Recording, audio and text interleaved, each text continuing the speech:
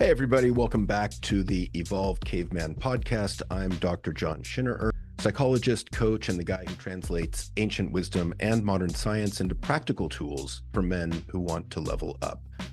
And today we're talking about one of the most powerful and misunderstood meditations out there, loving kindness meditation, also known as Metta. No, not like Facebook Meta. Loving kindness isn't going to try and sell you bamboo sheets through your phone. It's Metta with two T's, thank God. And if you just rolled your eyes and thought, oh, great, woohoo, hippie stuff, hang tight. This isn't about sitting on a mountaintop in flowing robes. Not that there's anything wrong with that. This is about rewiring your brain for resilience, compassion, calm, and connection. And it works. Science backs it up. So let's delve briefly into the origins of loving kindness. Loving kindness meditation comes from early Buddhist traditions 2,500 years ago. The word metta means goodwill, benevolence, and friendliness. The practice was originally designed to cultivate unconditional kindness towards yourself, your loved ones, strangers, even your enemies. Think of it as emotional weightlifting, training your brain to generate compassion automatically instead of judgment or hostility. And I gotta say, we need that kind of emotional work now more than I've ever seen in my lifetime. Over the centuries, monks and lay people used metta to dissolve anger, reduce fear, and build resilience. And now modern psychology is catching up, proving what they already knew. This stuff works. So here's the basic structure. You silently repeat phrases of goodwill. You wish kind thoughts upon yourself and others. So you get in a comfortable position, take a few deep breaths, ground yourself. And one of the ways to go is to begin with yourself. And you think phrases such as, may I be safe? May I be healthy? May I live with ease? Then, after you do that for a couple rounds, you extend those kind thoughts to someone you love. May you be safe. May you be healthy. May you live with ease. And then you picture the two of you together, sitting, facing each other in your mind's eye. May we be safe. May we be healthy. May we live with ease. Then you can move over to a neutral person, your barista, your mail carrier, and do the same thing with them. And then you go to someone that you struggle with and do the same thing with them. And then you can incorporate your family. May we be safe. May we be healthy. May we live life with ease. Then eventually you get broader and broader until you end with all living beings on the planet. May we all be safe. May we all be healthy. May we all live life with ease. And lately I've been adding, may we all be brave enough to face our own issues, or may we all be brave enough to face our own shit. Because it's my belief that our world would be far better off if all of us had the courage to face our own shit rather than externalizing it onto others, which is what we seem to be excellent at doing. This is simple, but powerful. These phrases are like drops of water carving new grooves into your brain. So what does the science say? What does loving kindness actually do for you? Let me go over the list of benefits as shown in scientific studies. Metta boosts positive emotions. Research shows even a few weeks of practice increases joy, love, gratitude, and contentment. Second, it decreases anxiety and depression, something we could all use. Studies find significant reductions in both, especially when loving kindness is practiced regularly. Third, it improves self-worth, and this is a big deal. I've been talking to a lot of clients lately about self-worth and how to bump it up. Many men walk around with an inner critic louder than a Metallica concert. Well, loving kindness quiets that inner critic and builds self-acceptance.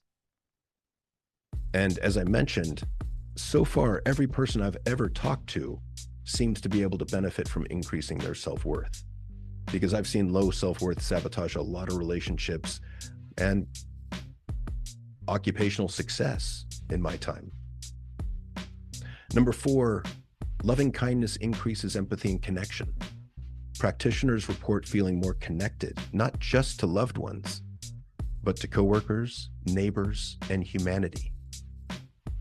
It's my belief that being more connected to all of humanity can provide a huge relief from the intense polarization of our current times. Only by defining our tribe as all of humanity will we be able to rise above the rampant racism, xenophobia, homophobia, hatred, and fear that we are currently in the grips of. Number 5, it reduces anger and hostility. It's like anger management from the inside out. The brain literally rewires to be less reactive. In short, practicing loving kindness gives you more calm, more compassion, less reactivity, and less shame. That's a pretty good list from a relatively simple practice. And here's where it gets good, maybe great. And that's in the application of this in everyday life. So for angry people, instead of fantasizing about throat punching that guy who cut you off, try sending him kind thoughts. May you be safe. May you find peace. May you learn how to drive. It doesn't mean you like him. It means you stop carrying his poison inside of you. This was the top tool I used during the height of my divorce, the singular worst time in my life 15 years ago. I remember sitting in the courtroom with my ex-wife on the stand, and at times she was just lying to the judge. I am supposed to stay calm. If I show irritation, annoyance, anger, I run the risk of becoming the angry ex-husband to the judge. So I practiced sitting there and wishing kind thoughts upon her. May you be happy. May you be healthy. May you be honest. May you be mentally healthy. May you operate with integrity, and so on. Now, I don't know if this helped out my ex, but it surely helped me to relax my physiology, bring my heart rate down, breathe more deeply, and relax muscle tension during one of the most emotionally triggering moments of my life. A second application, as I mentioned earlier, is to increase your self-worth. If, as with most of us, your inner critic is relentless, flip the script. Try inserting the following thoughts in your head. May I feel worthy. May I feel worthy of success. May I feel worthy of love. May I feel worthy of happiness. Over time, your brain learns a new default, self-compassion instead of self-attack. Our brains need such thoughts inserted into them repeatedly. While the negative thoughts of our inner critics seems to need no such training, positive thoughts definitely need some intentionality and practice. A third application is for stressful or triggering situations. Before a big meeting, a difficult conversation with a loved one, a family gathering, or before going to court with your ex-wife, silently repeat, may I be calm. May I be steady. May I handle this with grace. May I not take things personally. This sets your nervous system up for success. Another application is for self-compassion. When you screw up, make mistakes, and you will, instead of beating yourself up, practice loving kindness. May I learn from this. May I forgive myself. May I move forward with strength and compassion and learning. And one of the best uses is for relationships. Couples who practice loving kindness increase intimacy and reduced conflict. Imagine sending your partner goodwill in the middle of an argument instead of plotting your next counterattack. When Jory and I are in disagreement, I will often try to stay grounded by thinking, may I be calm? May I be steady? May I be honest? May I repair quickly? May I get past my anger quickly. And may you be happy. May you be calm. May you know you are loved. Loving kindness is like emotional judo. You redirect the energy instead of letting it flatten you.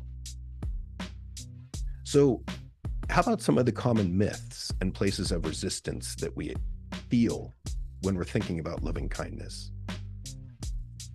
Because I know some of you might be thinking, oh, this sounds soft, or I don't have time to sit around blessing people. Here's the reframe. Loving kindness isn't about being soft. It's about being strong enough to choose compassion over reactivity. And it doesn't take hours. You can do this in 2 to 3 minutes while brushing your teeth, waiting in line, or before bed. It's stealth emotional training. So here's the bottom line. Loving kindness meditation is ancient wisdom, validated by modern science, and usable in everyday life. It builds resilience, heals the inner critic, strengthens relationships, and lowers anger and stress. It's not weakness. It's one of the most badass tools you can have in your emotional toolkit. I challenge you, try it for a week, 2 to 3 minutes a day, and see what begins to shift. That's the power of loving kindness. I'm Dr. John Schinnerer, and this has been the Evolved Caveman podcast. If you dug this, be sure to share with someone who needs to hear it, and check out more episodes at theevolvedcaveman.com and head to guidetoself.com for tools to level up your emotional game. Until next time, may you be safe, may you be strong, may you be healthy, and may you live with ease.